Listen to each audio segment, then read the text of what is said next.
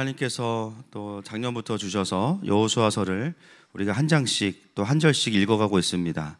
하나님 이제 얼마 남지 않은 여호수아의 강해를 우리가 돌아보며 때마다 시마다 정말 말씀으로 인도하신 주님을 경배합니다. 오늘도 주어진 본문을 통하여서 우리 각자에게 또 우리 공동체에게 하나님 꼭 하시기 원하시는 말씀을 말씀하여 주시고 우리가 주의 음성을 듣기 원합니다. 예수님의 이름으로 기도합니다. 아멘. 네, 여호수아 강해가 오늘 하고 다음 주면은 이제 마무리를 하게 됩니다. 한 28번, 29번. 제가 술을 채우면 좋은데, 그래서 다음 주를 2번으로 하려다가 그냥 29번 정도로 마무리가 될 것 같습니다. 이 23장과 24장을 우리가 읽어보면요, 되게 비슷해요. 그래서 어떤 학자들은 이 23장과 24장이 같은 설교를 2번 기록했다 이렇게 이제 말하는 분들도 있는데요. 물론 이제 비슷한 부분이 있지만 사실 많은 부분이 다릅니다. 23장은요, 장소가 어디냐면 실로에서 이제 리더들을 모아놓고 하게 되고, 다음 주에 보게 되는 24장은 세겜에서 그 이야기를 하게 됩니다. 그리고 오늘 보는 이 23장은 굉장히 미래지향적이고, 24장은 과거의 이야기들을 정리하면서 하나님에 대한 이야기들을 하고 있습니다. 그리고 오늘 이제 제일 중요한 건 뭐냐면 23장은 누구에게 이야기하고 있냐면요, 오늘 우리가 보는 23장은 리더들에게 이야기합니다. 리더들에게. 그리고 다음 주에는 백성들에게 공유합니다. 그래서 오늘 설교의 제목 같이 한번 읽어볼까요? 다시 한번 설교의 제목 한번 띄워주세요. 시작. 여호수아의 유언. 네, 근데 리더들을 향한 여호수아의 유언입니다. 그래서 오늘과 다음은 같은 맥락이어도 포인트가 다르고, 오늘 본문을 볼 때에는 리더들에게 이야기할 때는요, 조금 더 돌직구죠, 그죠? 돌직구, 중요한 것 위주로 이제 이야기하는데, 그런 부분들을 중심으로 한번 살펴보도록 하겠습니다. 그래서 오늘 보면 이제 그 여호수아가 제일 먼저 큰 일이 있을 때마다 했던 일은 뭐냐면요, 리더들을 모아놓고 리더들에게, 관리들에게 먼저 명령합니다. 여호수아가 모세를 뒤를 이어서 딱 리더가 된 이후에, 탑리더가 된 이후에 제일 먼저 한 일이 뭐예요? 여호수아 1장 10절 말씀 한번 보겠습니다. 시작.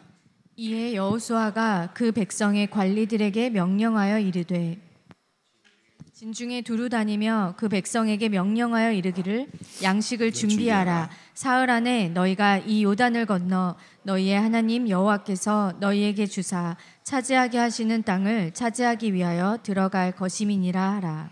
아멘. 모세는 강력한 하나님의 능력과 지도력을 가진 지도자였습니다. 여호수아는 실전 경험이 풍부하면서도 어떤 리더십이었냐면 소통하는 리더십이었죠. 그래서 하나님의 어떤 마음을 받으면 갑자기 그냥 턱 던지는 게 아니라 먼저 리더들을 모아놓고 설명해요. 그리고 오늘 그 1장에서도 보면 이제 뭘 준비하라고, 양식을 준비하라고 이야기합니다. 그렇게 하는 이유는 뭐냐면 여호수아가 모든 사람에게 말할 수 없기 때문에 먼저 리더들에게 그것을 이야기하고 소통을 해서 이 관리들이 또 다른 백성들에게 설명하도록 하는 아주 좋은 리더십을 가지고 있었습니다. 그 리더십이 있었기 때문에 하나님께서는 출애굽할 때는 사실은 어떤 소통보다는 강력한 리더십으로 전진해야 되기 때문에, 이게 말 그대로 이제 전체적으로 움직여야 되는 리더십으로서 모세를 사용하셨다면, 전쟁을 하고 땅을 정복하는 과정에서는 여호수아와 같은 리더십을 하나님은 또 사용하신 거예요. 근데 오늘 보니까 마지막까지도 여호수아의 그 리더십은 그대로 유지가 됩니다. 흐지부지해지지 않고요, 여전히 마지막에도 리더들과 관리들을 불러놓고선 그들에게 또 이야기하고 있습니다. 여기서 알게 되는 것은 뭐냐면, 하나님의 백성들이 이렇게 함께 갈 때에도 중요한 게 뭐냐, 리더십들은 그 공동체의 부르심과 방향을 여러 번 들어야 됩니다. 할렐루야. 이때만 듣는 게 아니에요. 또 백성들한테 말할 때 또 들어야 돼요. 그래서 리더들은 뭐가 돼야 되냐면, 우리 공동체의 부르심이 뭐고 어디로 가고 있는지를 정확히 이해하고 있어야 누군가에게 설명해 줄 수 있는 것이죠. 저희 공동체도 사람이 많아질수록 점점 더 이 부분이 중요해지는 것 같아요. 옛날에는 카톡방에 몇 마디 올리면 해결되는 문제를 이제는 당회가 열리고, 그래서 당회에서 통과가 돼야 되고, 그 다음에 목장 리더들에게, 또 중직자들에게, 또 그 다음 스텝을 통해서 이것들이 이제 소통되고 전달되어져야 됩니다. 또 내일은 또 저희 또 이제 토요일 오전에 여러분 이제 기도하고 주무시고 다시 이제 리더들 오셔야 되는데 아침 10시부터 또 함께 모여서 2024년에 또 중요한 하늘마음교회의 부르심을 나누게 되고요. 내일 오전에 나누는 부르심은 그냥 내년도 목회 계획이 아니에요. 앞으로 우리가 주님 오실 때까지 어떤 구조로 우리 교회가 가야 되는가에 대한 정말 중요한 얘기들을 또 나누려고 합니다. 여러분, 이 시간들이 우리 모든 리더십들에게 저를 포함해서 정말 하나님의 부르심이 잘 그려지고 또 소화되는 시간이 되시기를 축복합니다. 오늘 여호수아는 리더들을 다 모아놓고 이제 중요한 얘기들을 합니다. 1절 한번 보겠습니다. 23장 1절과 2절 시작. 여호와께서 주위의 모든 원수들로부터 이스라엘을 쉬게 하신 지 오랜 후에 여호수아가 나이 많아 늙은지라. 여호수아가 온 이스라엘 곧 그들의 장로들과 수령들과 재판장들과 관리들을 불러다가 그들에게 이르되 나는 나이가 많아 늙었도다. 네, 1절과 2절에 두 번 반복되는 단어가 있습니다. 무엇입니까? 늙었다입니다. 여러분, 오랜만에 만난 친구가 만나자마자 어머 너 왜 이렇게 늙었니? 그러면 기분이 어떠세요? 손절, 그렇죠?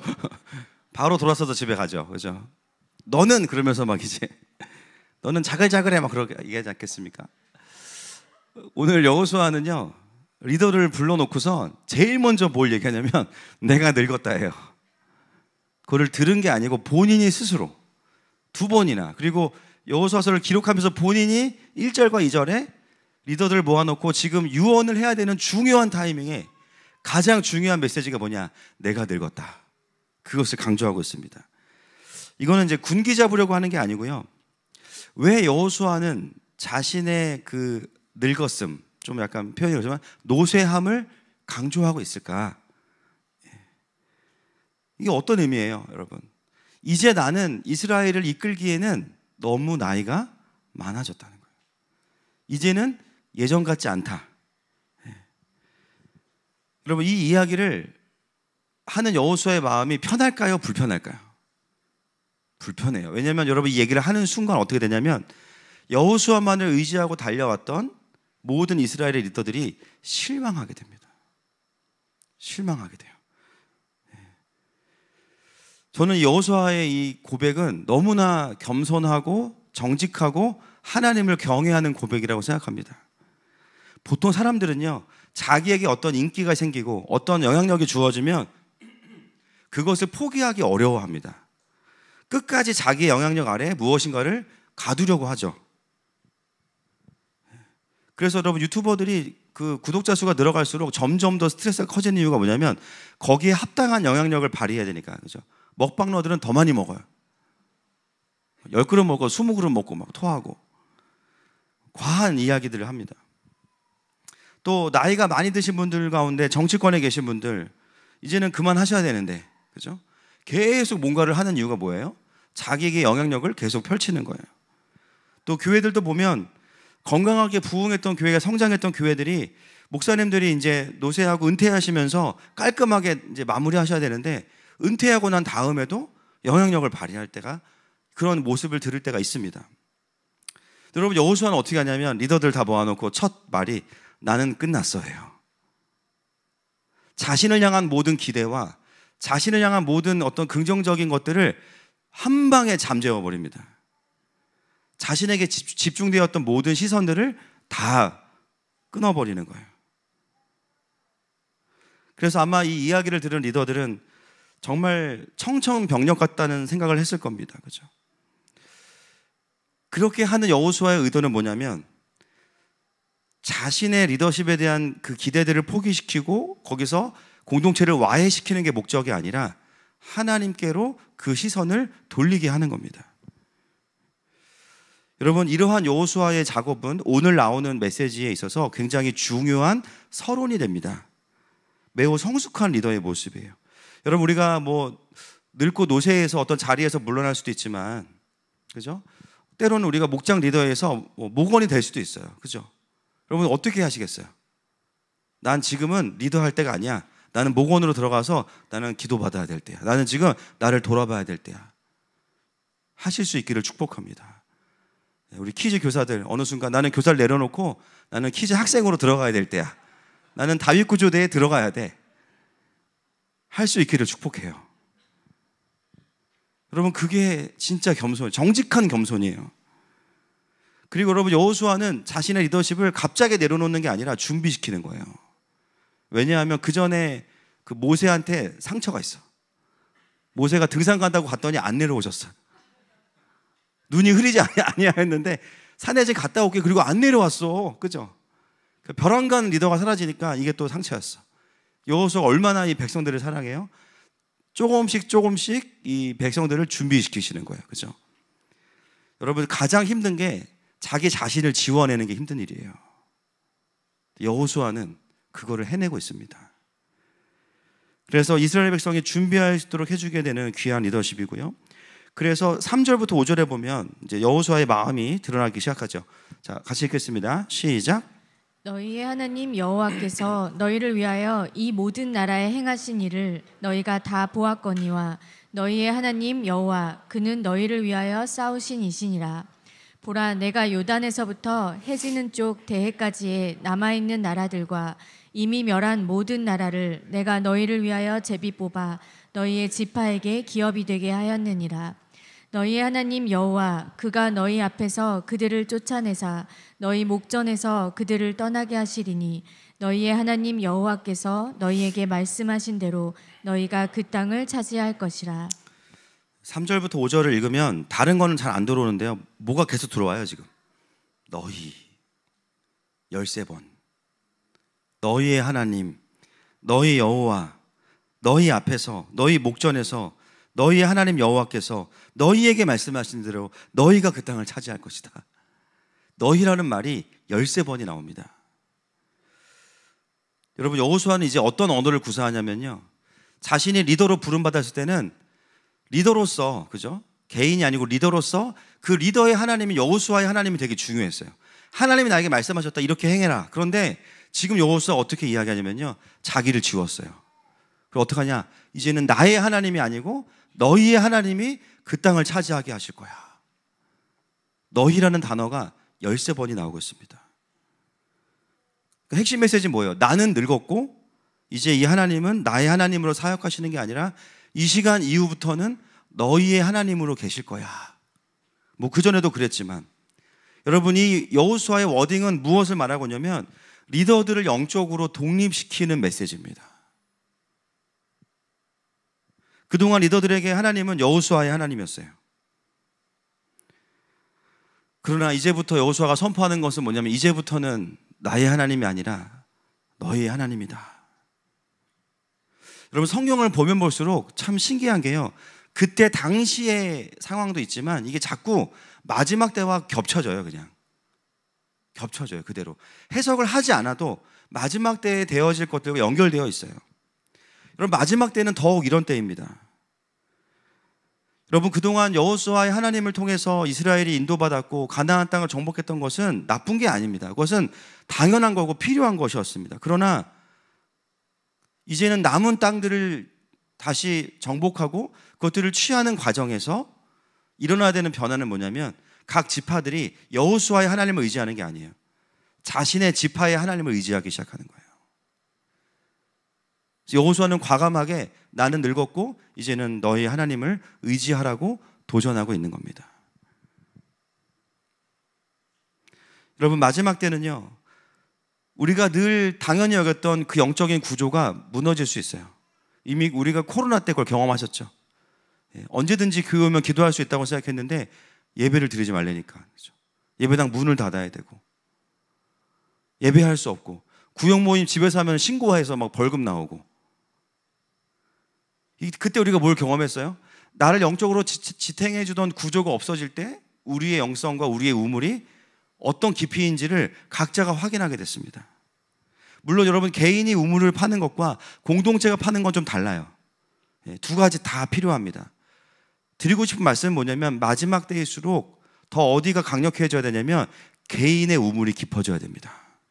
동의하십니까? 그리고 마지막 때는 그런 영적인 환경이 없이 가야 될 때가 있어요. 그리고 이미 여러분, 뭐 환난 전에 휴거냐, 환난 뭐 지나고 휴거냐, 개인적으로 우리는 전에 갔으면 좋겠어. 그죠? 그러나 그러나 우리가 왜 환난을 통과한다고 생각해요? 그죠? 혹시나, 그죠? 그리고 이 시간들 속에서 우리가 우리 영성을 지키는 이 내공이 중요하다는 거예요. 여러분, 대환란이 오지 않아도 지금도 신앙생활 하기가 쉽지가 않아요. 이미 수많은 유혹과 미혹과 핍박이 있잖아요. 대환란까지 갈 것도 없습니다. 그죠? 지금도 우리가 예배 한두 번이 없어지는 경우에 만약에 예배 드리지 못하게 되면 영성이 왔다 갔다 한다. 이제는 안 된다는 거예요. 여러분, 마지막 때에 환란이 오기 전에 대부흥과 대추수가 먼저 일어나죠. 그게 어떤 구조로 열방 안에 일어나겠습니까? 훨씬 더 많은 영적인 리더들이, 표현이 좀 그렇지만 우후죽순으로 일어나요. 우후죽순으로.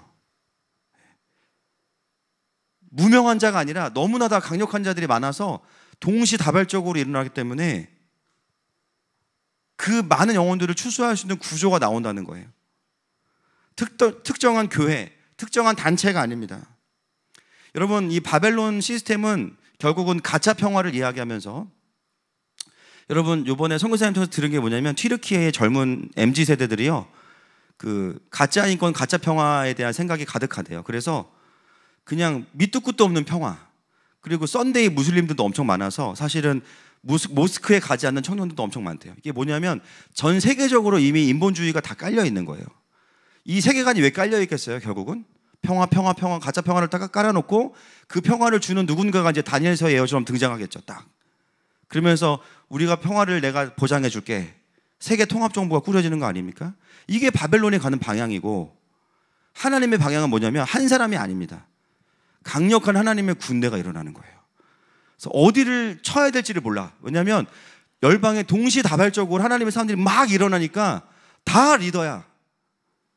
완전히 극명하게 성경은 다르게 하나님의 나라와 그리고 안티킹덤 바벨론이 가게 된다는 것을 말하고 있어요. 여러분, 하나님께서는 마지막 때에 전 세계적으로 하나님의 강력한 불을 주시고 부르심을 받은 자들이 가정마다 일어나게 하실 겁니다. 할렐루야. 그래서 우리가 이 그림을 보면서 이 시세를 이해하고 가면서 교회가 준비하는 게 필요하다는 겁니다. 그래서 그런 흐름 가운데 교회가 있는데, 그러면 교회는 어떤 구조로 이 하나님의 마지막에 대추수와 부흥을 담을 수 있는 구조를 가져가야 되는가? 이게 지금 2023년에서 4년을 넘어가는 교회들이 고민해야 되고 전략을 구해야 되는 지점입니다. 그리고 이것을 이해해야만 성도들을 어떻게 훈련시켜야 되는지가 나오는 거예요. 우리는 알고 있어요. 다른 게 없어요. 여러분, 각자의 하나님을 더 깊이 만나십시오. 어떤 분들은 야, 우리가 각자 하나님 만나면 교회가 없어지는 거 아니냐? 그거는 하나님을 만난 게 아니고 이세벨을 만나신 거예요, 여러분. 하나님을 제대로 만나면 하나님은 질서의 하나님이어서 교회를 깨트리는 분이 아니거든요. 이세벨을 만난 분들이 교회 깨트려요. 내 하나님은 이런 분이야 하고 교회랑 충돌돼. 이세벨. 진짜 하나님을 동일하게 만나면 연합할 수밖에 없어요. 여러분, 그런 걱정은 하덜덜 마십시오. 할렐루야. 각자의 하나님을 깊이 만나야 되는 거예요. 성령님은 질서의 하나님이시면서 각자의 아름다움과 은사들을 드러내시는 분이시기 때문에 아름다움을 개별적으로도 드러내시고 연합했을 때도 드러내시는 분이십니다. 그래서 마지막 때는 그 성령 하나님을 진짜로 경험하고 인도하심을 따라가는 자들이 누가 그거를 구조를 만들어줘서가 아니라 성령의 구조 안에서 그 열방에서 만나지고 사역이 일어나고 부흥이 일어나는 구조가 이미 펼쳐진 겁니다.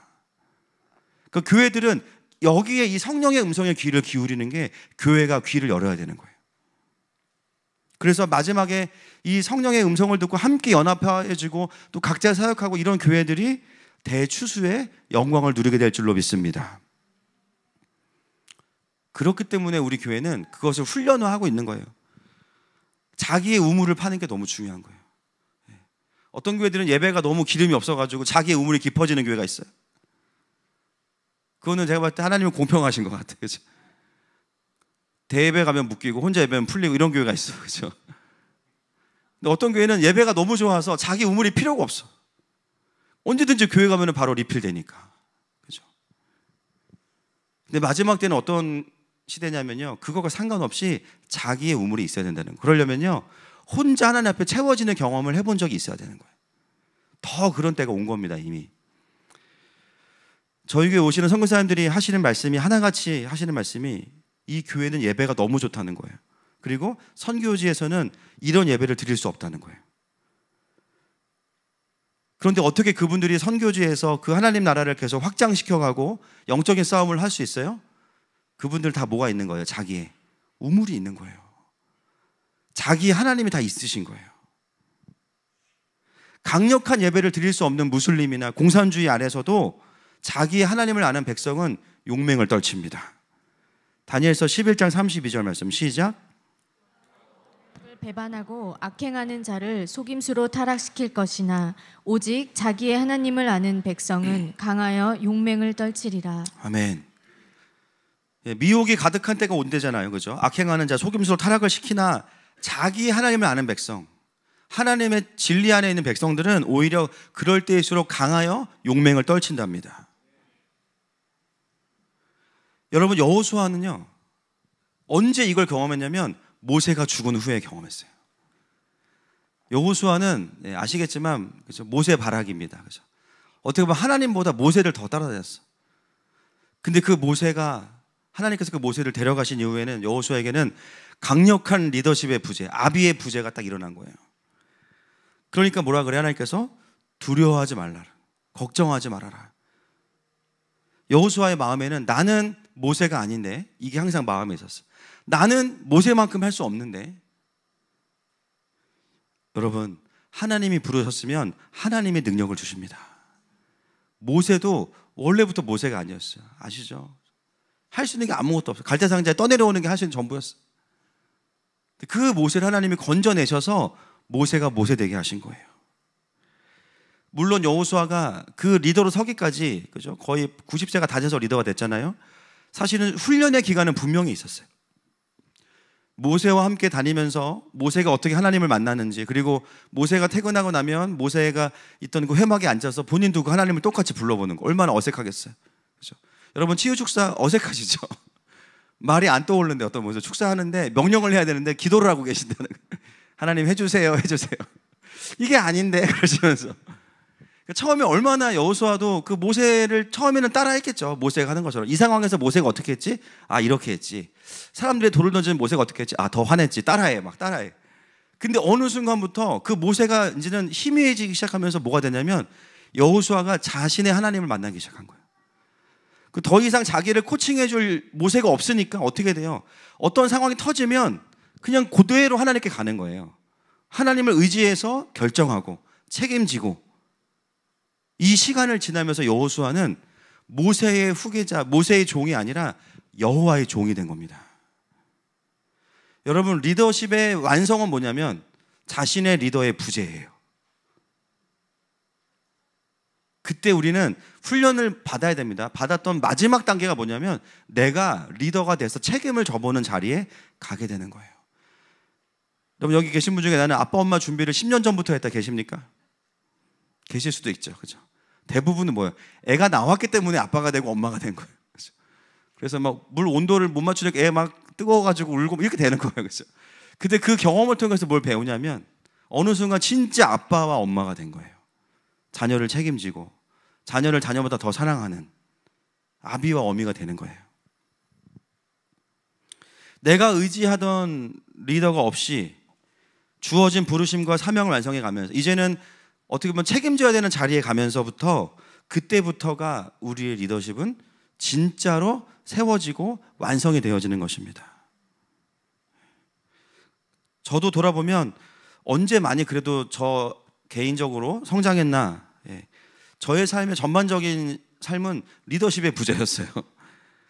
제가 갔던 선교단체는 전당 간사님이 안 계셨고 또 다른 학교에서 오셔서 그냥 설교만 하셨던 적이 많았었고 또 제가 섬겼던 모교회는 교육부서 담당자가 계속 바뀌었고 제가 전도사로 사역을 나갔던 청년부에서도 저를 데려가신 목사님이 먼저 담임 목사님이 사임하셨고 담임 목사가 공석인 상황에서 청년부를 책임져야 됐어요. 누구도 저에게 코칭해주지 할 사람이 없었고 청년들은 계속 오고 있는 상황이었고 그리고 그 다음에 간 교회는 없는 청년부를 만들어야 됐습니다. 제가 늘 부러웠던 게 뭐냐면 좋은 목사님 밑에서 사역을 배우면서 안정적으로 사역하는 친구들을 보면 되게 부러웠어요. 그리고 나서 하늘마음교회를 시작하게 된 겁니다. 더더군다나 이제는 물어볼 데가 없는 거예요. 개척을 미리 준비한 게 아니라 그냥 교회를 하면서 교회를 배우고 일이 생기면 하나님께 가는 수밖에 없죠. 그 시간을 통해서 하나님은 그나마 지금의 저를 그냥 만들어 오신 겁니다. 그리고 뭐 가끔 보는 현수성 교사님 1년에 한 번 나와서 열을 보고 가시고 저의 인생은 그냥 리더십의 부재가 저의 리더십을 만들어주는 시간이었던 거예요. 그 시간에 배운 게 뭐냐면 그냥 하나님께 물어보자. 하나님만 의지하고 가보자. 그리고 뭘 할 때 그 다음에 책임에 대해서도 고민할 수밖에 없는 시간들이 있었던 겁니다. 지금은 너무 감사하게도 장로님들 계시고 또 많은 지체들이 함께 하니까 감사한데 돌아보면 그런 시간들이었다는 거예요. 지금 이스라엘은요 이제 시즌이 바뀌어요. 여호수아를 중심으로 강력하게 왔던 공동체에서 이제부터는 각 지파들이 각자에게 주신 명확한 부르심 안에서 서로의 리더십을 가지고 그 남은 일들을 서투르지만 하나님을 의지해서 완성시키는 게 이제는 부르심이 된 겁니다. 여러분 하늘마음교회는 앞으로도 뭐 강력한 예배와 훈련을 계속 할 겁니다. 그러나 때로는 지금보다 더 각자가 주어진 자리에서 자신의 리더십을 발휘해야 될 때 여러분의 하나님을 의지하시길 축복합니다. 그럴 때 여러분들의 용맹함이 떨쳐지는 거예요. 그래서 우리의 목표가 뭐예요? 한 사람 한 사람을 강력한 도시 선교사로 세우는 거예요. 여러분 듣기에 좋죠. 도시 선교사. 그게 얼마나 힘든 일입니까? 그렇죠? 아무도 예수님 안 믿는 회사에 혼자 가서 개척하는 거잖아요, 사실. 아무도 믿지 않는 가정에 혼자 예수님 믿어서 가정을 구원해내고 가정 안에 교회를 세우는 거잖아요. 아무도 믿지 않는 학부모 모임에 들어가서 거기서 예배를 세워내는 거잖아요. 결국 이게 도시 선교사의 부르심 아니겠습니까? 그 자리에서는 우리가 누구도 우리를 도와줄 수 없는 거예요. 결국 그 자리로 부르신 하나님을 의지하고 그 하나님의 은혜를 경험하면서 하나님의 채워주심을 경험하면서 그 일들을 감당하는 거예요. 여러분이 마지막 때의 하늘마음교회가 오늘 본문처럼 이 연합과 파송이 동시에 강력하게 일어나는 공동체가 되기를 축복합니다. 자, 4절 말씀 같이 읽겠습니다. 시작. 보라, 내가 요단에서부터 해지는 쪽 대해까지의 남아있는 나라들과 이미 멸한 모든 나라를 내가 너희를 위하여 제비 뽑아 너희의 지파에게 기업이 되게 하였느니라. 아멘. 자, 여호수아의 부르심은 뭐였냐면 모세는 출애굽해서 가나안 앞까지 데려오는 역할이었고요. 여호수아는 땅을 정복하고 분배하는 것까지가 역할이에요. 여호수아는 자기가 어디까지 해야 되는지를 정확히 알고 있습니다. 그래서 이제 남아있는 그림을 이제 젊은 리더들에게 다시 전수하고 있어요. 자, 5절 말씀 시작.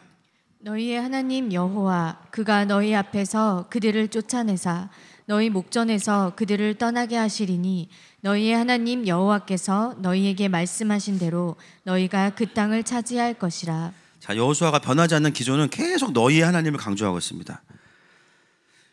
그러면 이제 남은 과업을 하나님이 하실 것이다를 말하고 있어요. 이제 남은 부분은 내가 하는 게 아니고 그건 하나님이 하셔야 돼. 여러분 어떤 뛰어난 리더도 모든 과업을 다 완성해 줄 수 없습니다. 아멘이시죠? 아무리 뭐 유능한 누구도 뭐 조용기 목사님도 결국 천국 가시잖아요. 그죠? 뭐 누구 유명한 분 누구 있어요? 다 천국 가셨어요. 옥하는 목사님, 하영정 목사님 다 가셨어요. 우리도 언젠가 다 갑니다. 할렐루야. 어떤 사람도 우리에게 주어진 그 하나님의 그림을 다 완성해 줄 수 없어요. 다만 뭘 할 수 있냐? 내가 여기까지 했으니 너는 그 다음을 너희들이 해. 이게 뭡니까? 바톤을 넘겨주는 거예요. 왜 이렇게 이야기하냐면 지금 리더들은 불안해지기 시작한 거예요. 아니 여호수아가 이제 사라지면 누가 우리를 인도하고 남은 땅은 어떻게 차지할 것인가? 여호수아는 단호하게 말합니다. 그거는 하나님이 하실 거야. 전략, 방법 중요한데요. 그건 그 다음인 거예요. 여러분 우리가 하나님의 부르심에 맞는 일을 할 때 가장 중요한 게 이 두 가지입니다. 나를 어디로 부르셨는지에 대한 그 부르심과 큰 그림이 있어야 되고요. 그 다음은 뭐냐면 그거를 하나님이 이루실 것에 대한 믿음이 있어야 돼요. 이 두 번째 게 없잖아요. 그러면 어떻게 되냐? 큰 그림만 있으면 어떻게 되냐? 불안해. 어떻게 한다는 거야? 될까? 불신이 들어오기 시작하면 큰 그림이 안 들어와요. 그때부터. 그러니까 큰 그림이 오면서 뭐가 와야 되냐면 이것을 이루실 하나님에 대한 신뢰가 같이 와야 돼. 할렐루야. 개인의 비전이든 가정의 부르심이든 뭐 교회의 부르심이든 뭐든지 간에 여러분 우리가 아시안 하이웨이를 이렇게 선포하면서 외칠 때 우리에게 뭐가 있기 때문입니까? 그 일이 일어나는 이유는 믿음이 있기 때문이에요. 어제도 한동대 가서 8시부터 예배 드렸는데요.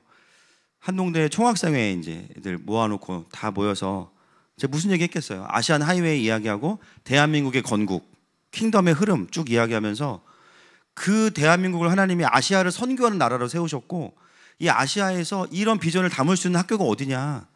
한동대밖에 없다. 다니는 애들이 자기 학교에 부르심을 몰라. 강제로 부르심을 집어넣고 강제로 임파테이션하고 강제로 결단시키고 그러면서 재단의 원리 그 총학생회가 올 한 해 동안 했던 가장 귀한 사역이 뭐냐면 예배하는 거거든요. 코로나 기간 동안 예배를 한동대도 안 드렸어요. 영적으로 다 무너져 있죠. 그리고 코로나 기간 동안에 들어온 교수님들이 학교의 정체성에 맞지 않는 분들이 들어오셔가지고 막 차별금지법 발의한 국회의원들 모셔다가 막 강의 듣게 하고 이렇게 막 해가지고 지금 학교가 뒤집어졌어요. 그것 때문에 싸우고 난리도 아닙니다. 근데 그건 단지 어떤 이슈가 아니라 하나님께서 이제는 한동대의 정체성을 확인하기 위해서 그걸 드러내신 거예요. 근데 그게 가능할 수 있었던 건 뭐냐면은 이 총학생의 애들이 그동안 1년 동안 24시간 예배를 몇 번씩 드리고 막 3일 예배 드리고 이러면서 계속 예배만 한 거예요. 재단의 원리가 풀어졌기 때문에 한동대의 하늘이 열리고 있는 거죠. 그래서 그 학교에 하신 일들을 해석해주고 또 도전하고 왔는데 참 재밌었던 게 뭐냐면 제가 이제 엘리야 얘기를 했어요. 재단 얘기하고 그리고 이제 끝났는데 한동대 총학생회 마지막 예배인데 예배 찬양 때 어디서 그 소파르 있죠 소리 이거 이 소리가 제가 들어본 소리 중에 가장 강력한 소리가 어디서 누가 그걸 불고 있는 거야. 근데 찬양 중이라 제가 확인해보지 못하고 대체 너무 생뚱맞은 게 뭐냐면 한동대 총학생의 마지막 예배에 누가 이걸 불고 있지? 제가 이제 처음에 그래서 요즘에 내가 기름이 강력해졌구나. 귀에 선지자에게 너무 와 대박인데 근데 또 이쪽으로 보니까 깃발이 막 흔들려 이제. 그래서 주님이 이제는 더 계시를 풀어주시나 보다. 뭐 이스라엘 그 깃발이 막 흔들리고 있어요. 그래서 야 이거 뭐지? 그래서 막 근데 그날 메시지 중에 이제 아시안 하이웨이를 이야기하면서 이스라엘을 중심으로 정렬돼야 된다 이런 얘기를 제가 했거든요. 그러니까 이거를 좀 미리 하나님께서 격려하시나 보다. 그리고 딱 이제 설교를 하고 내려왔는데 웬 나이가 지긋하신 여자 한 분이 오셔가지고 저한테 저 아시겠어요? 그러시는 거예요. 제가 그럴 때 항상 이렇게 또 아니라고 할 수가 없잖아요. 그러니까 잘 지내셨어요? 이렇게 그게 있어요 노하우가. 예. 여러분 이런 걸 잘해야 디나믹 수작을 잘할 수 있어요. 위로가 되고 덕이 되고 잘 지내셨냐고. 그리고 가만히 있으면 본인이 소개하시거든요 보통. 그러니까 여러분 누구 이런 거 하지 마세요. 근데 이분이 이제 어떤 분이었냐면 2016년도에 저희 교회 주일날 와서 예배를 3번 드리셨대요. 제가 들으니까 기억이 나요. 이 바로 앞에서 예배를 3번 드리셨고 저한테 기도를 받으셨대요. 지금 기도해 드린 기억은 없는데 그때 우리 교회가 이제 기도재단 이제 공동체에 풀어지면서 기도재단 하던 분들이 교회에 오셔서 예배를 드리셨는데 그 중에 한 분이셨어요. 이분이 그 3번 예배를 드리고 저희 교회를 향한 하나님의 마음을 막 너무 축복의 메시지를 하나님이 마지막 때 이 교회에 쓰시 이런 얘기를 했었던 기억이 납니다. 그때 사실 그게 그렇게 크게 와닿지는 않았거든요. 근데 그리고 지금 한 7년인가 지난 거예요. 그리고 이분은 그동안 어디 계셨냐? 이스라엘에 계셨어요. 저한테 뭘 주셨냐면 목사님 제가 갈멜산에 있다 왔습니다. 그러시는. 그러면서 엘리야의 기름을 저한테 주셨어요. 그날 엘리야 딱 주셨어요. 그래서 갈멜산 기도 안양에 있는 갈멜산 기도원이 아니라 갈멜산에 계시다 오셨다는 거예요. 그래서 그분이 오셔가지고 너무 제가 느끼기에 생뚱맞게 한동대 총학생의 마지막 예배 때 그 이스라엘 깃발 흔들고 막 제대로 딱 부시더라고요. 그래서 시간이 없어서 교제는 못했는데 이제 분당 한번 오신다고 해서 예. 여러분 제가 요즘에 뭘 느끼냐면요. 요즘에 이제 이스라엘에 대한 마음을 계속 주시거든요. 하나님께서. 근데 제가 하나님께 드리는 고백은 뭐예요? 하나님 저 바쁘기 때문에 누구 찾아다니지 못하니까 하나님이 땡겨주세요만 계속 얘기해요. 하나님이 어떤 것들이 풀어질 때 그것과 관련된 분들을 계속 만나게 하시는 거예요. 내일 또 누구 만나냐? 요르단 선교사님 만나는데 그 나라에는 왕의 대로가 있어요. 킹스웨이. 왕의 대로 사역한 선교사님을 또 만나게 돼요. 그리고 며칠 전에 우크라이나 전쟁 중에 강력한 지금 교회가 우크라이나에 일어나고 있습니다. 그 이야기를 또 듣게 되고, 제가 약간 이 아시안 하이웨이의 리더들 달라고 기도한 지 지금 얼마 안 됐는데 약간 드래곤볼 모으는 개념인데 이게 지금 많이 모이고 있어요. 벌써 한 25개만 모이면 이제 주님 모십니다. 근데 이게 제가 뭘 느끼냐면, 여러분, 하나님을 향한 갈망이 있는 곳에는 이 어떤 에너지가, 하나님을 땡기는 에너지가 있어요. 할렐루야. 자녀의 눈물이니까. 하나님의 임재가 있으면 하나님의 사람들이 땡겨져요. 킹덤이 있으면 하나님 나라 리더들이 땡겨져요. 이게 진짜 신기해요. 우리가 막 광고하고 막 유튜브에 알리고 이런 게 아니잖아요. 그냥 우리 길을 가고 있는데 그 여정에서 하나님은 필요한 하나님의 사람들과 기름을 계속 채워주시는 거예요. 먼저 그의 나라와 의를 구하라. 그리하면 이 모든 것을 너희에게 더하시리라. 오늘 여호수아는 이스라엘의 리더들에게 그 이야기를 하는 겁니다. 이것은 땅 따먹기가 아니고 하나님의 백성들에게 주신 하나님의 사명과 부르심이기 때문에 하나님이 하실 거야. 방법도 전략도 부정적인 마음도 갖지 마. 그냥 이거 하나님이 하실 거야. 여러분, 하나님의 일이 되어질 때는 어떤 증상이 일어나냐면요, 전혀 현실은 아닌데 완전한 믿음이 들어옵니다. 그걸 우리는 확신이라 그래요. 아, 이 일을 하나님이 하시겠구나. 그래서 현실은 그거를 이루려면 너무 많은 것들을 돌파해야 되거든요. 근데 어느 순간 이게 어떻게 되냐면요, 돌파가 아니라 점프가 일어나요. 그냥 어느 순간 지나보면 그 안 될 것 같은 일들이 저절로 해결되어 있고요, 이게 모순돼서 힘들 것 같은데 그 모순점에서 강력한 하나님의 영광이 일어나요. 이게 너무 신기한 거예요. 제가 대학 졸업할 때 논문이 트리지라는 걸 논문을 썼는데요, 여러분 제가 아시겠지만 우수한 공대 출신 아닙니까? 논문을 써야 졸업이 돼서. 그 논문이 뭐였냐면 트리지라는 게 있어요. 테이블로 만들어져 있는데 특허가 나오거나 발명이 일어나는 지점에서 항상 어떤 원리가 있냐면 모순되는 게 해결돼요. 그러면 거기서 특허가 일어나요. 그래서 이걸 테이블로 만들면, 여러분 이거 돈이 됩니다. 그래서 테이블로 만들면 내가 지금 뭔가를 개발하고 싶을 때, 예를 들면 가볍지만 튼튼한 뭘 만들고 싶어. 근데 이게 사실 튼튼하려면 무거워야 되잖아요. 그럼 그 지점에 맞는 테이블을 찾아보면 거기에 어떤 해답이 있어요. 솔루션들이. 자전거도 옛날에는 스틸로 만들어서 무거워져, 지금은 카본으로 만드니까 가벼우면서 튼튼합니다. 제가 좀 자전거 좀 공부하고 있어가지고 설명이 이렇게 나오네요. 그래서 보면 그러니까 어떻게 되냐면 이전의 자전거보다 훨씬 빠르고 훨씬 가볍고 훨씬 강력한 게 나오는 거예요. 항상 우리가 하나님의 일을 할 때 뭐가 있냐면요, 모순이 딱 발생해요. 이게 될까? 이걸 하면 이게 안 될 것 같은데? 그럼 그 지점에 뭐가 있냐면 하나님의 강력한 돌파의 기름이 부어집니다. 그래서 어떻게 되냐? 둘 다 만족이 되는 일이 벌어지기 시작해요.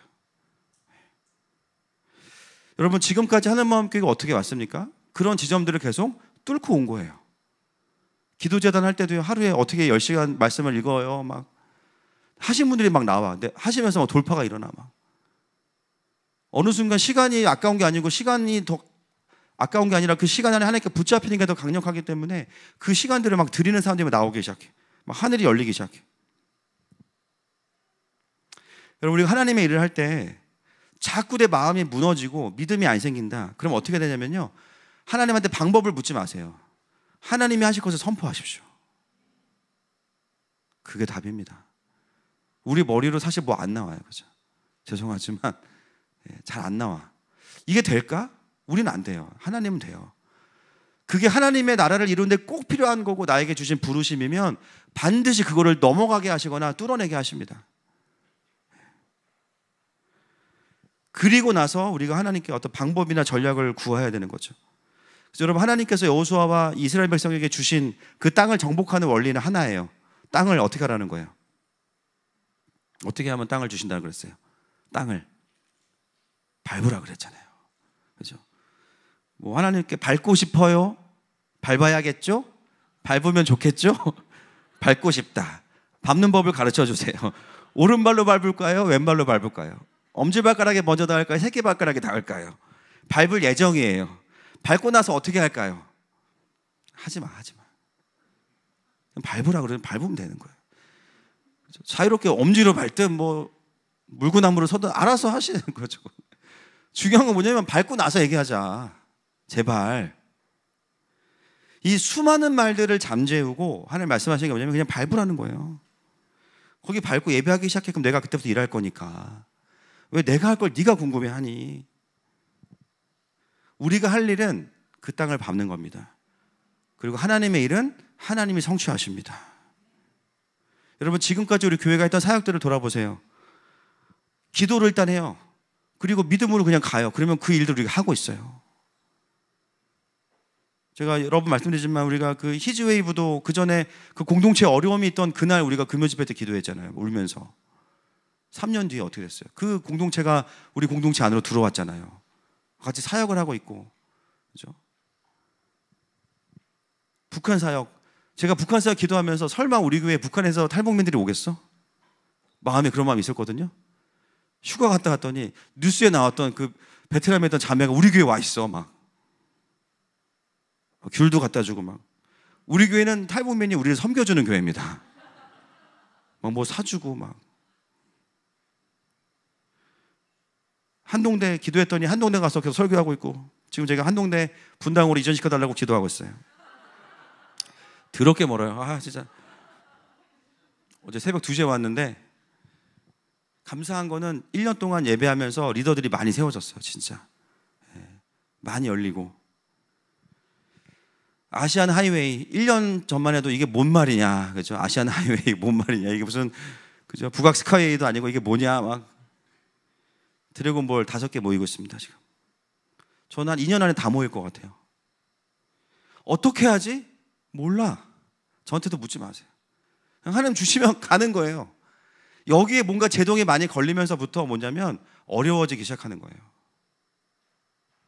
여러분, 뭔가 내가 어렵다. 여러분, 만약에 올해 제가, 자, 올해는 우리가 선교를 80명 나갑니다. 그거를 1월에 제가 선포했으면, 그죠? 80명도 교회 안 남아있는 일이 벌어지는 거지. 근데 그냥 하나님의 그림을 던지고 기도했는데 80명 넘게 나간 거 아닙니까? 그죠? 온 교회가 다 함께 참여하고. 그러니까 이게 부담으로 주어지는 게 아니라 하나님의 그림과 영광과 믿음과 확신으로 풀어져야 돼요. 그래서 그걸 붙잡아야 그 다음에 일어나는 현실 속에서 이루어질 열매들을 우리가 볼 수 있는 거예요. 그러니까 여러분, 뭔가가 이렇게 어떻게 해야지 이런 생각도 믿음으로부터 나오는 게 아니라 불신으로부터 나오는 거면은 그 마음을 덜어내셔야 됩니다. 그리고 다시 하나님을 붙잡으셔야 돼요. 하나님이 하라고 하시면 하게 하시겠지. 알아서 하시겠지 뭐. 방법은 알아서 하시겠지. 해보자. 할렐루야. 여러분, 하나님은 우리를 어렵게 하려고 부르시는 분이 아니세요. 하나님의 영광을 보여주십니다. 따라합시다. 땅을 밟자. 그냥 밟자. 좋은 말로 할 때 밟자. 할렐루야. 여러분, 올해 한 해가 벌써 12월이에요. 1년이 1년 같으세요? 일주일 같으세요? 그렇죠? 여러분, 이러다가 주님 오시는 겁니다. 인생이 다른 게 없어요. 그냥 이렇게 같이 사역하다가 주님이 오시는 거예요. 자, 6절 말씀 넘어가겠습니다. 시작. 그러므로 너희는 크게 힘써 모세의 율법책에 기록된 것을 다 지켜 행하라. 그것을 떠나 우로나 좌로나 치우치지 말라. 여러분, 이 얘기를 누가 했던 얘기입니까? 하나님께서 하셨던 얘기입니다. 그렇죠? 여호수아 1장 7절 시작. 오직 강하고 극히 담대하여 나의 종 모세가 내게 명령한 그 율법을 다 지켜 행하고 우로나 좌로나 치우치지 말라. 그리하면 어디로 가든지 형통하리니. 아멘. 탑리더가 탑리더에게 주었던 권면을 이제는 여호수아가 이스라엘 지파 리더들에게 주고 있어요. 그 뭐냐면 권위를 나눠주는 거고, 권위의 핵심은 뭐냐? 하나님의 말씀을 지켜 행하면 된다는 거예요. 우로나 좌로나 치우치지 말라는 거예요. 제가 이 말씀은 중요하다고 그랬죠. 우로나 좌로나 치우치지 말라는 게 무슨 정치나 그런 게 아니라 하나님의 말씀에 치우치라는 이야기입니다. 감정에 치우치지 말고, 상황에 휩쓸리지 말고, 하나님의 말씀이면 거기에 뿌리를 내리고 그냥 가면 형통한다. 그게 뭐예요? 하나님께서 일하신다는 겁니다. 때로 우리의 사역과 우리의 삶이 역풍을 맞아요. 공격을 받습니다. 가장 빠른 돌파와 인내는 뭐냐면 하나님의 언약을 붙잡고 그냥 전진하는 겁니다. 내가 순종하고 있다면 때가 되면 거두게 하십니다. 그런데 상황 때문에 말씀에서 뿌리를 거두어 버리면 어떻게 되냐? 바람에 나는 겨와 같이 되는 거예요. 정함이 없어서 받을 생각도 하면 안 됩니다. 조금만 상황이 좋아지면 좋아졌다가 어려워지면 침체되고, 이게 아니라 상황이 좋아지든 나빠지든 빨리 거기서 마음을 돌이켜서 하나님의 언약에 내 마음을 뿌리를 내리라는 거예요. 이거 안 될 것 같은데? 그런 마음이 있죠? 그 마음을 가지고 말씀을 다시 붙잡아. 하나님이 주신 그림이야. 그러면 될 거야. 기다리면 되는 거예요. 시편 1편인데 이거는 시간이 없으니까 집에 가서 읽어보시고 다 아시니까 7절 말씀 넘어가겠습니다. 7절 시작. 너희 중에 남아있는 이 민족들 중에 들어가지 말라. 그들의 신들의 이름을 부르지 말라. 그것들을 가리켜 맹세하지 말라. 또 그것을 섬겨서 그들에게 절하지 말라. 네, 이거는 꼭 해야 되는 부분인데, 하나님의 말씀에 집중하고 그 다음 뭐냐면 이 민족들 중에 들어가지 말라. 그들과 통혼하지 말라고 하셨죠. 그들의 신들의 이름을 부르지 말라고 하셨어요. 그게 핵심입니다. 그냥 국제결혼 반대가 아니라 그들과 통혼하는 순간 뭐가 되냐면 그들의 신들의 이름을 부르게 돼요. 그들의 신들이 뭐예요? 우리가 아는 바알과 아세라입니다. 그리고 그의 아빠였던 엘, 그렇죠? 바알과 아세라. 이 모든 신들을 다 통합하면 그들이 왜 그렇게 호소력 있는 우상이 됐냐면요, 그들의 우상 숭배의 핵심은 풍요와 번영입니다. 풍요와 번영. 이 우상들이 그 땅에서 인기가 있던 이유는 뭐냐면 그들의 성적인 결합을 통해서 비가 오고 곡식이 열매를 맺는다는 거예요. 그래서 신전에서 음란한 행동을 하면 그 신들이 자극을 받아서 그들도 그렇게 된다는 거예요. 그래서 이 땅에 축복이 오니까 너희들도 바알과 아사라를 섬겨야 된다. 이게 가나안에 있던 족속들이 가지고 있었던 신앙관입니다. 그들과 함께 하지 말라는 건 뭐냐면 다른 말이 아니에요. 그들이 말하는 풍요와 번영에 속지 말라는 거예요. 미혹되지 말라는 거예요. 여러분, 우상은 존재하지 않아요. 아멘이시죠? 우상의 본질은 인간이에요. 그냥 인간의 욕심과 탐욕이에요. 그걸 이루어줄 신을 가짜로 만들어 놓은 거지 실제로 바알과 아세라가 존재하는 게 아닙니다. 그 뒤에 전부 다 사단이 있는 거죠. 그냥. 그래서 우상 숭배하는 자들의 특징은 뭐냐면 철저한 기복신앙이라는 거죠. 샤머니즘, 비나이다 내 아들 대학 가게 하소서. 그 물 한 그릇 떠놓고 정성이 부족해, 그죠? 근데 제가 드리고 싶은 말씀은 뭐냐면 교회를 이런 식으로 다니는 사람들이 너무 많은 거예요. 주여 삼창하는데 그 내용은 바알이에요. 나에게 풍요와 번영을 주는 하나님, 풍요와 번영을 주지 않으면 당신은 하나님이 아닙니다. 가나안 땅에 들어가면서 하나님이 하지 말라고 하신 게 뭐냐면 하나님과 바알을 겸하여 섬기지 말라고 말씀하셨는데 그게 하나님의 백성의 거룩인데 사사기에 보면 다 무너지잖아요. 여러분, 그게 그 시대에만 일어났던 일입니까? 지금 이 시대에도 기독교라는 이름으로 하나님이라고 외치지만 결국은 황금송아지와 풍요와 번영, 이 땅에서 잘 되고 나 부자 되게 해주고 내 자녀들 축복받게 해주고, 이건 열매지 이게 목적은 아닌데, 여러분 그게 뭐 하고 있는 거예요? 가나안 민족들과 통혼하고 있는 거죠. 통혼만 하는 게 아니라 같이 우상 섬기는 거죠. 여러분, 그런 신앙은 하나님과 깊어질 수가 없습니다. 교회 잘 나오고 봉사하고 뭐가 있고 별개입니다. 별개. 하나님과 친밀해질 수가 없어요. 성막에서 아무리 제사를 드려도 이 세상의 우상과 기복에 물들어 있다면 성령 충만할 수 없어요. 자신의 복의 근원에 유일하신 복의 근원, 나의 공급자이신 유일하신 분은 오직 하나님이십니다. 그래서 이 메시지는 오늘 우리에게도 돌아보라는 거예요. 하나님을 섬긴다고 하면서 세상적인 축복권을 가지고 하나님을 섬기는 그리스도인들은 이미 가나안에서 경계가 다 무너진 겁니다. 그 마음 안에 탐욕이 해결이 안 됐기 때문에 수많은 예배를 드리고 수많은 임재를 경험해도 죄송하지만 결국은 두 주인을 섬기는 거예요. 어떻게 알 수 있냐? 나에게 어떤 필요가 발생했을 때 내가 끝까지 하나님을 기다리는 사람인가? 아니면 그걸 못 참아서 인간적인 방법으로 또는 감사와 경배를 다 잃어버리고 한 입으로 찬송과 저주가 나고 있는가? 여러분, 사실 이 두 주인을 섬기는 삶은 우리의 삶에 여러 번 반복되면서 일어나는 증상일 수 있습니다. 여러분, 누가 우리의 공급자이십니까? 누가 우리의 복의 근원이십니까? 하나님이십니다. 늘 우리가 주님께 죄송한 지점이 이거 아니에요, 그죠? 내가 그렇게 고백했는데 또 화요일, 수요일 되니까 또 내가 세상 걱정하고 주식 보면서 한숨 쉬고 있고 또 다음에 어떤 일이 벌어질까 고민하고 있고 또 내가 원하는 대로 재정이 채워지지 않으면 또 막, 그죠? 쫄리고 하나님 기다리기 너무 힘들고 결국 하나님 나를 축복하지 않으면 하나님도 하나님이 아니에요. 하나님이 나의 삶의 우선순위에서 밀려버리잖아요. 그 자리에 돈, 자식, 가족, 성공, 다른 그 무엇인가가 거기에 자리를 딱 차지하게 되는. 그리고 나에게 삶에 도움이 되는, 그죠? 하나님도 도움이 아니라 삶에 도움이 되는 다른 홈플러스를 찾게 되는 거예요, 그죠? 다른 우상들을 찾게 되는 거. 그 상태로 드리는 예배를 하나님은 받지 않으시겠다는 겁니다.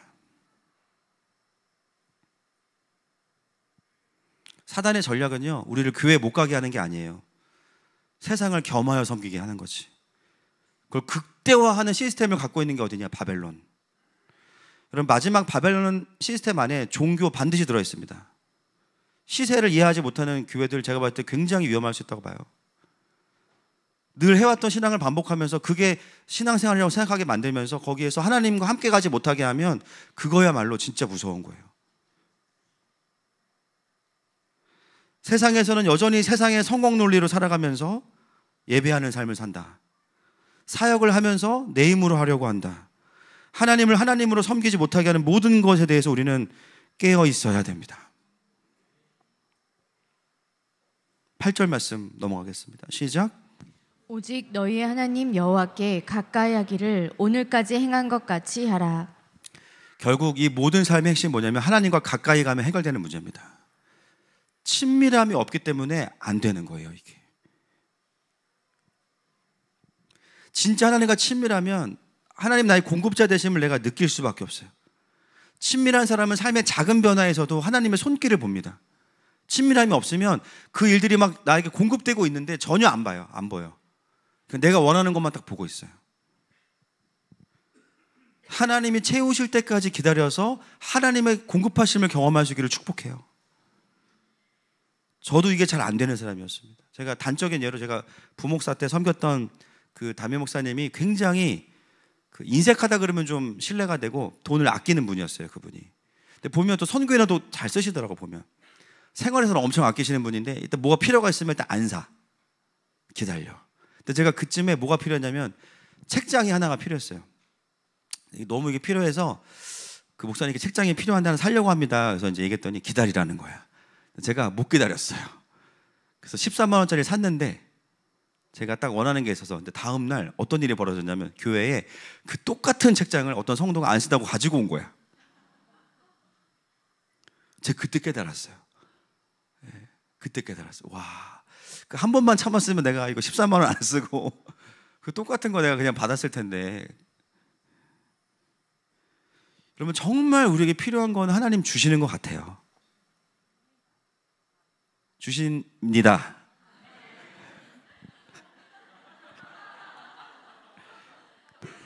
그러실 거예요, 아마. 그죠?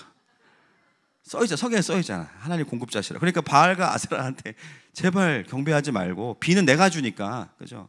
비는 내가 주니까 나만 섬기고. 하나님이 기대하신 게 뭐냐면 그 우상으로 공급받는다고 하는 가나안 땅에 들어가서 유목하는 사람들이 와가지고 농사를 얼마나 못 짓겠어요, 그죠? 그죠? 막 여름에 막 보리 뿌리고 막 이럴 거 아니에요, 막. 근데 어떤 일이 이삭이 받았던 축복이 뭐냐면 막 100배의 축복이 막 열매가 맺히는 거예요. 그 블레셋 그 그랄 땅에서. 근데 그 이유가 뭐예요? 농사를 잘 지어서가 아니고 이스라엘의 신이 참신이기 때문인 겁니다. 하나님이 가나안에서 뭐 하고 싶으셨냐면 하나님의 영광을 그들에게도 드러내고 싶으셨는데 오히려 이스라엘 백성이 그걸 못 참고 공급자 대신 하나님을 버리고 웅덩이 대신 하나님을 버리고 그 우상을 가지고 들어왔기 때문에 인생이 꼬이기 시작한 거죠. 여러분, 하나님만이 유일한 우리의 공급자이십니다. 할렐루야. 자, 10절 시작. 너희 중 한 사람이 1,000명을 쫓으리니 이는 너희의 하나님 여호와 그가 너희에게 말씀하신 것 같이 너희를 위하여 싸우심이라. 아멘. 이스라엘이 하나님을 가까이 여기면 어떻게 되냐? 너희 중 한 사람이 1,000명을 쫓는다. 일당 100이 아니고 일당 뭐예요? 일당 1,000이에요. 여러분, 저희 교회 훈련의 목표는 이겁니다. 이제 1,000명 되는 게 목표가 아니고 1,000명을 바꿀 수 있는 한 사람을 키우는 거. 어떤 분이 목사님 우리가 다 목사가 될 것 같아요. 네, 그 정도 되면 목사 하셔야 됩니다. 저는 우리 모든 목장 리더가 목사가 되길 축복합니다. 이 정도면 목사 이상이에요. 개척해서 1,000명 이상 되는 목사는 몇 명이나 있겠어요. 우리 목장 리더가 막 그런다고 생각해봐요. 이거는 뭐 난리도 아니겠죠. 어떤 사람이 그럴 수 있냐? 자기 하나님을 아는 사람이라니까요. 하나님과 친밀한 사람을 통해서 하나님은 일당 1,000을 만드시게, 그게 하나님께서 하나님의 백성들을 향한 기대감이에요. 자기 하나님을 의지하기 때문에 어떤 상황에서도 밀리지 않고 돌파하고 오히려 1,000명의 이방인들을 전도해낼 수 있는 사람. 하늘마음교회가 추구하는 훈련 프로그램은 심심해서 하는 게 아니에요. 그 한 사람을 만들어내는 겁니다. 그러니까 얼마나 이 트레이닝이 빡세겠어요. 그렇죠? 여러분, 디나미스 팀 훈련하면서 제가 좀 아쉬운 게 있어요. 지금 4주째 됐는데 힘들단 말이 잘 안 들려. 지금 힘드세요? 들렸어요. 지금 정정하겠습니다. 여러분, 이 훈련은 힘들어야 되고요, 제가 느끼는 것보다 더 힘들으셔야 돼요. 제가 팀장님께 절대로 기준을 낮추지 말고 기준이 안 되면 절대 세우지 말라고 얘기했어요. 왜냐하면 여러분, 이게요, 사람을 살리는 사역이거든요. 준비가 안 되어 있는데 투입되면요, 자유케 하려고 왔다가 묶여서 보내게 되는 거예요. 그건 사역이 아니잖아요. 그죠? 덕이 되는 언어, 위로가 되는 언어, 권면이 되는 언어, 성경은 너무 쉽게 써놨어. 이거 보여주시는 거 어떻게 말을 해야 될지 모르겠어. 평상시에 내가 하는 언어가 어땠는지를 이 훈련이 드러내주고 있습니다. 나도 모르게 나오는 내 중심적인 메시지를 많이 구사했으면 이게 바뀌는데 힘들어요. 이것에 대해서 피드백을 하는 이유가 있어요. 그 사람의 그 우리 씨어들이나 축사자의 한마디가 얼마나 조심스러운지 모르는 거예요. 저도 사역하면서 깨닫는 게 뭐냐면 어떻게 이거를 풀어야 될지를 모르겠어요. 전에는 제가 얼마나 느끼는 건 얼마나 내가 말을 편하게 했는지를 느껴요. 내가 그냥 편하게 말하면 나는 편한데 이 한마디 때문에 수많은 사람이 묶였구나를 사역을 하면서 진짜 많이 느끼고요. 제가 얼마나 이기적인 사람인지를 느껴요. 제가 쓰는 언어가 내 중심적인 언어를 쓴 거예요, 그동안. 그러니까 나는 편해. 내 주변 사람 다 죽는 거죠, 그러면. 말을 조심스럽게 하고 신중하게 하는 사람들의 특징은 자기는 힘들어. 주변 사람들은 편해. 이게 좀 더 편하게 풀어지는 분들은 죄송해요. 우리끼리니까 얘기할게요, 제가. 이제는 이런 얘기 해야 됩니다. 그동안 그런 언어를 사용했던 분들은 오히려 씨어를 보거나 축사할 때 편하실 수 있어요. 왜냐하면 그동안 말을 그렇게 해왔으니까, 조심스럽게. 근데 너무 내 중심적인 언어를 썼다 그러면은 이게 되게 힘들 수 있어요. 여러분, 이 사역을 하면서 가장 많은 유익을 보는 사람이 누굴까요? 나입니다. 그래서 다. 내 언어가 바뀌는 거예요. 언어는 그 사람의 존재를 투영합니다. 그냥 말 한마디 실수가 이게 아니라 그 사람이 쓰는 언어가 얼마나 그 사람 중심적인지를 알게 되는 거예요. 아, 내가 그동안 살리는 언어를 충분히 쓰지 못했구나. 그러면서 내가 직면되고 내가 성장하기 시작하고 겸손하게 받아들이면 내가 쓰임받기 시작하는 거예요. 그 제가 팀장님께 절대로 기준을 양보하지 말아라. 기준이 안 되면 세울 수 없다. 여러분, 의사가요, 수술을 안 배우고 수술을 어떻게 합니까? 어떻게 수술해요? 배만 찔 줄 알고 수술 못해. 그러면 어떻게? 투입을 못하는 거예요. 자기도 묶이고 남도 묶이는 거예요. 그러나 이 피드백을 받아들이고 겸손하게 적용하시는 분들은 엄청난 하나님의 의의 병기가 될 겁니다. 그리고 도시 안에 수많은 사람들을 살리고 성장하는 엄청난 영광을 보게 될 겁니다. 여러분, 우리가 왜 킹덤으로 푸는 계시록 왜 들으라고 계속 우리가 강조해요? 다른 게 아닙니다. 전체 하나님의 그림을 봐야 내 중심적인 신앙생활을 안 살고 영이 깨어나기 때문이에요. 하나님의 시세를 알아야 거기에 맞춰 내 삶을 드릴 수 있기 때문이에요. 여러분, 교회를 다니면서도 아까 이야기했지만 수많은 사람들이 샤머니즘이라니까요. 하나님을 부르지만 바알을 부르고 있어요. 그리고 신앙생활도 다 내 위주, 내 가정, 내 삶. 하나님의 나라는 나에게 임하는 하나님의 나라만 중요하고 열방을 운영해가지고 하나님의 나라가 안 중요해. 계시록을 들으면서 우리가 뭘 깨닫냐면, 와, 내가 그동안 이렇게 몰랐구나. 하나님이 여기까지 지금 일하고 계시는데 내가 여기를 전혀 인지하지 못했구나. 그걸 깨닫게 되는 거예요. 여러분, 내 필요 중심으로 하는 신앙생활들은 결국 어떻게 되냐면 필요도 안 채워집니다. 왜냐하면 먼저 그의 나라와 의를 구해야 채워지기 때문에. 결국은 뭐예요? 나도 살지 못하는 신앙생활을 반복해서 하는 것은 사실 의미가 없어요. 이왕 신앙생활 할 거 잘해야죠. 할렐루야. 여러분, 저는 하늘마음교회 성도들이 정말 일당 천 많이 되는 선교사가 되기를 축복합니다. 12절부터 16절은 그냥 넘어갈 텐데요. 여기서 중요한 건 뭐냐면 마지막에 주시는 메시지가 뭐냐면요. 그러나 너희가 이 언약을 어기고 나를 떠나면 너희들은 그 땅에서 멸망할 거야. 이 얘기를 마지막에 합니다. 그러니까 이게 리더들에게 하는 메시지이기 때문에 돌직구예요. 그냥 결정해라. 너네가 나를 경외하고 우상을 섬기지 않고 나를 따르면 일당 천이 되지만 나를 버리면 너네는 일망타진 될 거야. 두 가지밖에 없어. 그리고 다음 주에 이제 나와 내 집은 여호와를 섬기겠다.